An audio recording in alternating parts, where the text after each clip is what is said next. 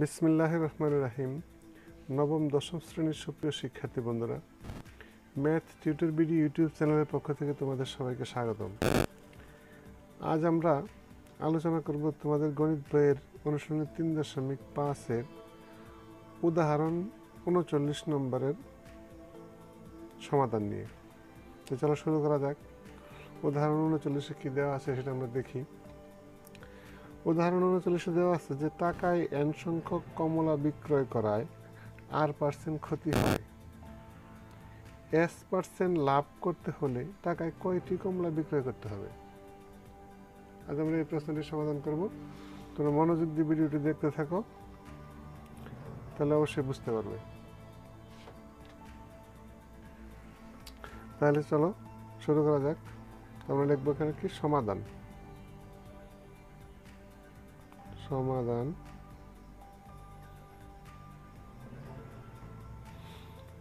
উনচল্লিশ, অর্থাৎ উদাহরণ 39। দেখো এখানে বলা আছে কি যে টাকায় n সংখ্যক কমলা বিক্রয় করার r% ক্ষতি হয়। তাহলে r% ক্ষতিতে তাহলে কি হবে? r% ক্ষতিতে বিক্রয় মূল্য কত হবে? আমরা লিখি এখানে যে r% ক্ষতিতে r% ক্ষতি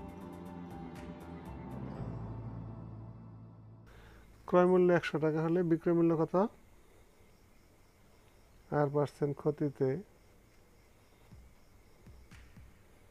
ক্রয় মূল্য 100 টাকা, অর্থাৎ 100 টাকা হলে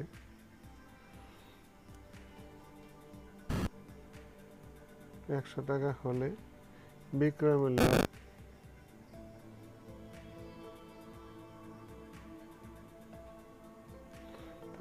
কত হবে? 100 মাইনাস r, এত টাকা। তাহলে আমরা কি বুঝলাম? যে r% ক্ষতি, অর্থাৎ কত? 100 টাকায় ক্ষতি হয় কত?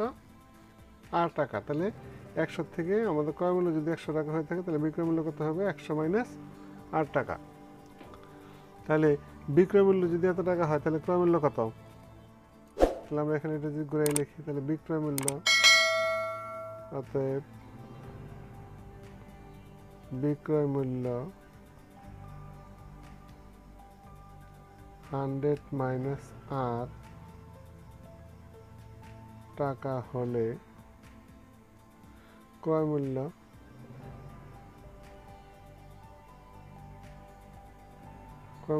কত? 100 টাকা। বিক্রয় মূল্য এত টাকা হলে আমার ক্রয় মূল্য ছিল কত? 100 টাকা, 100 টাকা। তাহলে অতএব আমরা যদি বলি এরকম যে বিক্রয় মূল্য যদি 1 টাকা হয়, সেই ক্ষেত্রে আমার ক্রয় মূল্য কত?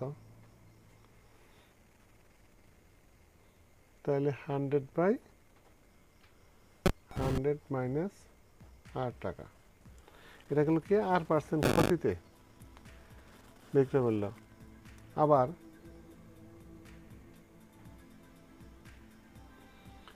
যদি আমরা লিখি s% লাভ করতে হলে, তাহলে কি হতে? s% লাভ করতে হলে যদি আমার ক্রয় মূল্য 100 টাকা হয়, তাহলে বিক্রয় মূল্য কত হবে? দেখো আবার s% লাভে আমরা লিখব যে s% লাভে ক্রয় মূল্য 100 টাকা হলে ক্রয় মূল্য 100 টাকা বিক্রয় মূল্য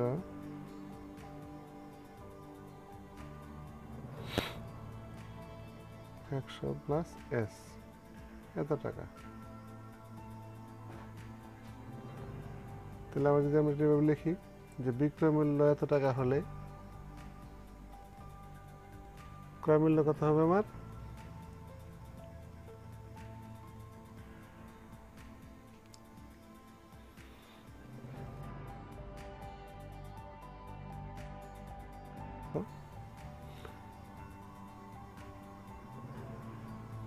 লক্ষ্য করো তাহলে S% লাভে ক্রয় মূল্য 100 টাকা হলে বিক্রয় মূল্য কত? 100 প্লাস S টাকা। অতএব এই S% লাভে ক্রয় মূল্য যদি আমার 1 টাকা হয়, ক্রয় মূল্য 1 টাকা হলে বিক্রয় মূল্য কত হবে? 100 প্লাস S বাই 100 এত টাকা। অতএব ক্রয় মূল্য আমার কত ছিল? 100 বাই 100 মাইনাস 8 টাকা যদি হয়, 100 বাই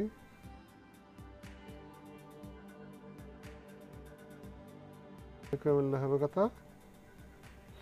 তাহলে এটা ইন্টু এটা, তাহলে হবে 100 প্লাস S ডিভাইডেড বাই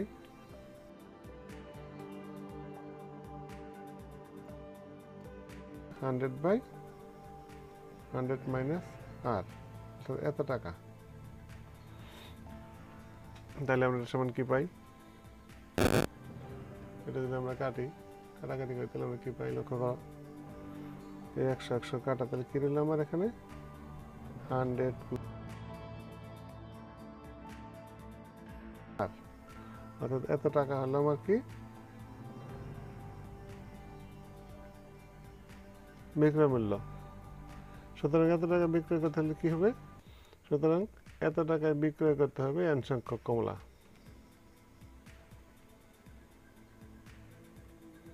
তাহলে আমরা এখানে লিখব, অতএব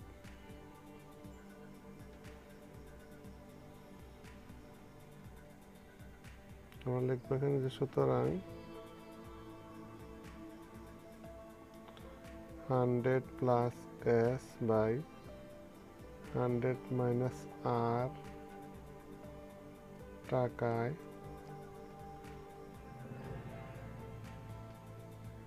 বিক্রয় করতে হবে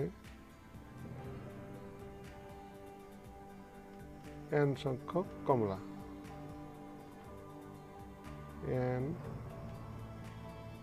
সংখ্যক কমলা।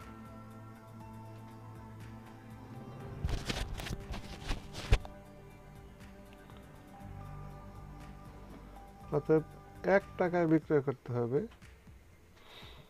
কত সংখ্যক কমলা, সেটা আমরা বের করবো এখন। তাহলে n ভাগ, অর্থাৎ n ডিভাইডেড বাই কত? নিচে যাবে আমার কত? এটা 100 plus S by 100 minus R। এটা যদি আমরা এভাবে লিখি, এত সংখ্যক কমলা equal to n into 100 minus R by 100 plus S। এত সংখ্যক ইকুয়াল টু কত? দেখতে পাই আমরা n into 100 minus R by 100 plus S, এত সংখ্যক কমলা। সুতরাং আমরা এখানে লিখতে পারি কি? অতএব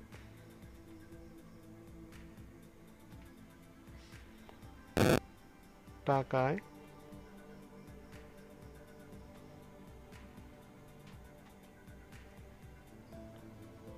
n into 100 minus R divided by 100 plus S এত সংখ্যক কমলা বিক্রয় করতে হবে। এত সংখ্যক